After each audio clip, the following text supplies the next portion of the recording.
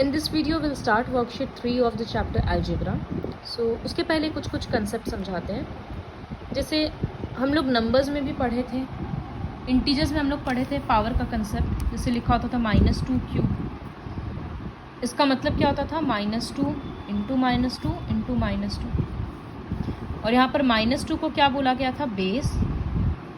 और ये जो ऊपर में रहता है इसको बोला जाता है पावर या फिर एक्सपोनेंट. ये कंसेप्ट हम लोग इंटीजर्स में समझे थे.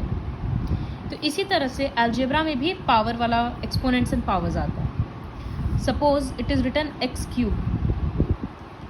इसका मतलब x 3 बार है तो x into x into x. देखो x और इंटू में ऐसे डिफरेंस समझ आना चाहिए. इसी वजह से अलजेब्रा का x ऐसे लिखना ज़रूरी है या फिर ऐसे, like this. Similarly, suppose minus y to the power 4. तो ये -y into -y into -y into -y. तो यहाँ बेस क्या होगा? -y और पावर क्या होगा? 4. इस तरह से हम लोग देखेंगे. फिर अच्छा एक और चीज़ है. सपोज लिखा हुआ है 3x का cube, 3x to the power 4, और एक जगह लिखा हुआ है 3x टू द पावर 4. तो क्या ये दोनों इक्वल है? तो देखते हैं थोड़ा सिंप्लीफाई एक्सपैंड करके.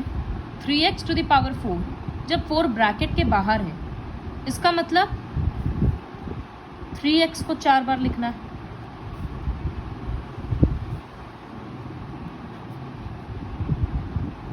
लेकिन जब सिर्फ x के पास 4 है, ब्रैकेट नहीं है, तो इसका मतलब 3 एक ही बार है और x 4 बार है.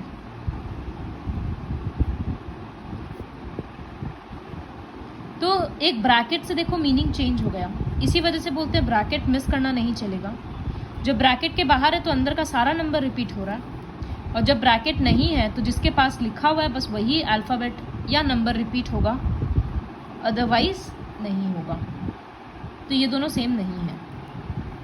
फिर एक दूसरा कंसेप्ट है वेरिएबल्स एंड कॉन्सोनेंट का. So what is the diameter of the circle? Diameter is 6.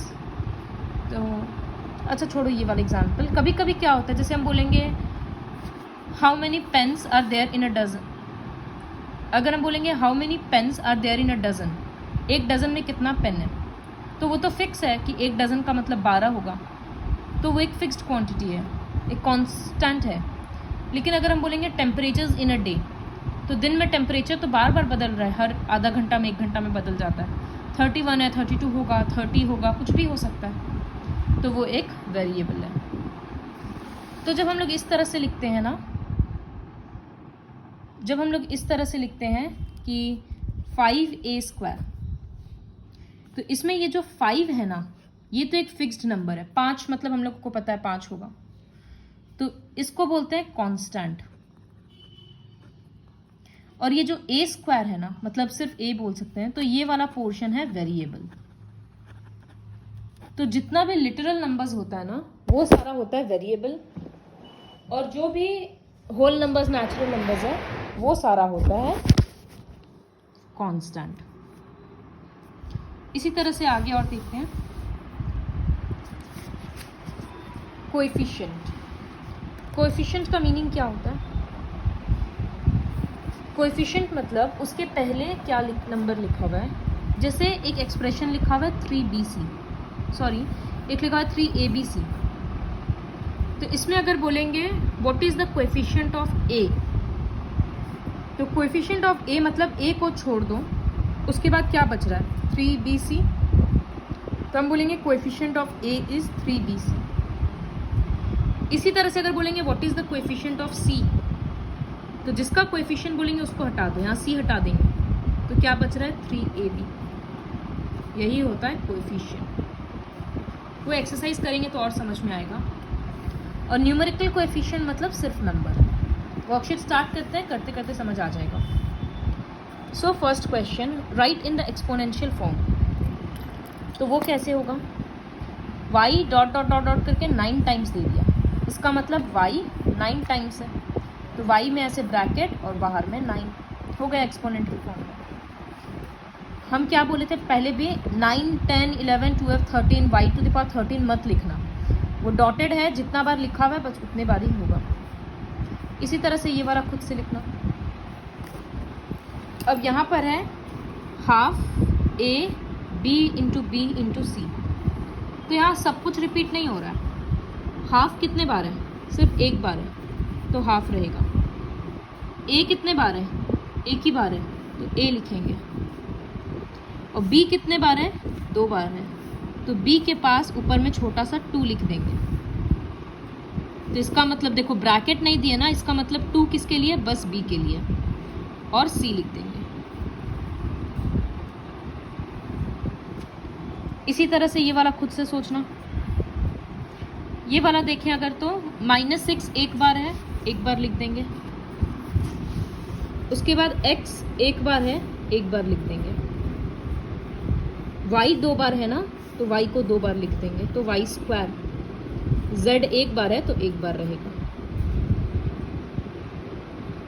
ये वाला -a 17 टाइम्स, तो ये लिखेंगे -a ब्रैकेट में 17। यहाँ पर है 3x 5 बार है, तो देखो पूरा का पूरा ब्रैकेट रिपीट हो रहा ना, तो ब्रैकेट के बाहर में 5 लिखेंगे। यहाँ पर कुछ कुछ नंबर्स रिपीट हो रहा था तो ब्रैकेट नहीं दिए, जो जितने बार आ रहा था वो लिखे। यहाँ पर पूरा ब्रैकेट रिपीट हो रहा है तो ऐसे लिखे। Then question number 2 is right in the product form. Product form मतलब एक्सपैंड करके लिखते हैं, तो उसको कैसे लिखेंगे। सपोज हम सी वाला क्वेश्चन कर रहे हैं, 3/4 x² yz। तो इसका मतलब क्या है, 3/4 एक बार है, फिर इंटू यहाँ लिख देते हैं। x का स्क्वायर है मतलब x 2 बार है, ब्रैकेट दे भी सकते हैं, नहीं भी दे सकते हैं। y के पास कुछ पावर नहीं है, y एक बार है। z के पास कुछ पावर नहीं है, z एक बार है। इसी तरह से लिखा हुआ है -z टू द पावर 30, तो इसको क्या करेंगे, -z into -z into -z dot dot dot 30 times लिख देंगे। तो ये सारा क्वेश्चन खुद से ट्राई करना। यहाँ पर देखो -7 एक बार लिखेंगे, p एक बार लिखेंगे, फिर इंटू q करेंगे, into r into r into r, क्योंकि r 3 बार है। नेक्स्ट क्वेश्चन है right the product form of this and this, are they same. ये ऑलरेडी हम इसके क्वेश्चन के एग्जाम्पल से समझा चुके हैं, तो ये तुम लोगों को खुद से करना है। ये दोनों टर्म लिखना इस तरह से ऊपर नीचे, और एक्सपैंड करके दिखाना क्या प्रोडक्ट सेम आएगा या नहीं आएगा। नेक्स्ट क्वेश्चन है right the coefficient of x into x. तो कोएफिशिएंट के लिए क्या समझाए हैं, ये एक एक्सप्रेशन दिया है, किसका कोएफिशिएंट निकालना है, x का, तो उस नंबर को हटा दो, कवर कर दो, काटना वाटना मत। तो क्या बच रहा है 2। यहाँ पर a से a हटा देंगे तो क्या बच रहा है, माइनस तो बच रहा है, साथ में 1 बच रहा है। अब यहाँ a का कोएफिशिएंट चाहिए इस नंबर में, तो a हटा देंगे तो क्या बच रहा है, -12 और b स्क्वायर, तो इसका मतलब इसका कोएफिशिएंट होगा -12 b स्क्वायर। उसी तरह से ये सारा करेंगे। y इन y, तो y कवर कर देंगे तो कुछ भी नहीं बच रहा ना, मतलब 1 बच रहा है। तो कोएफिशिएंट निकालने के लिए क्या कर रहे हैं, जिसका कोएफिशिएंट निकालना है, हर क्वेश्चन में ऐसे अलग अलग मेंशन रहेगा, जिसका कोएफिशिएंट निकालना है उस एक्सप्रेशन से उसी डिजिट को, नंबर को कवर कर दो और बचा हुआ सारा चीज़ लिख दो। कुछ नहीं बचता है तो 1 बचता है, प्लस होगा या माइनस वो एक्सप्रेशन से समझ आएगा। 5th क्वेश्चन है right the following constants as constants और वेरिएबल्स। तो जैसे number of mangoes in 1 dozen, तो 1 डजन में तो फिक्स्ड है 12 मैंगो आएगा, तो ये होगा constant. Number of centimetres in a metre, ये तो फिक्स है कि 1 मीटर में 100 होता है, तो constant. Degrees in a right angle, right angle हमेशा 90 डिग्री होता है, तो कांस्टेंट। अब degrees in an acute angle, तो एक्यूट एंगल तो 0 to 90 होता है, 60 भी एक्यूट है, 30 भी एक्यूट है, तो ये होगा वेरिएबल, क्योंकि एक्यूट एंगल बोलने से एंगल अलग अलग होता है। Number of days in February, कभी 28 है, कभी 29 है, तो वेरिएबल। इसी तरह से करना है। Question number 6, right the numerical coefficient in this.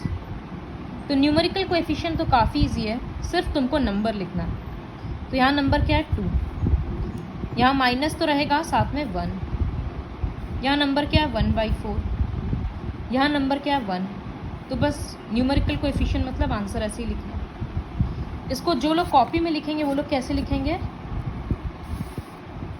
6 का A में आंसर है 2, 6 का C में आंसर है 1/4, 6 का D में आंसर है 1, बस ऐसे ही लिखना। तो बेटर रहेगा कि बुक में लिख लो ये सारे क्वेश्चंस को। So with the help of this video ये वर्कशीट को कंप्लीट करना है।